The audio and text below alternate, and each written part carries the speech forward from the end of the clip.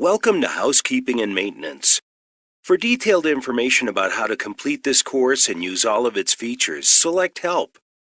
To proceed through this course, select the Next button. OSHA requires employers to provide their employees with a safe environment to work. While engineering controls like drainage, lighting, and guarding may be put in place to help safeguard employees, workplace hazards may still exist. Effective housekeeping and proper maintenance procedures can help protect employees from these hazards, creating a safer work environment. This course is designed to help you recognize, avoid, report, and eliminate hazards.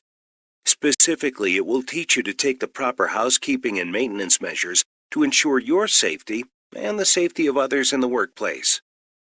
After completing this course, you will be able to identify various potential housekeeping and maintenance hazards in the workplace. Explain proper housekeeping techniques to help eliminate dangers. Define preventive and corrective maintenance and discuss how to perform each. And describe how to report housekeeping and maintenance hazards in the workplace. Before we get into the details of this course, let's first see how much you already know. There are 3 questions in this pretest. Your goal is to get all 3 questions correct. Your pretest score will not be recorded. Select Next to begin the pretest for this course.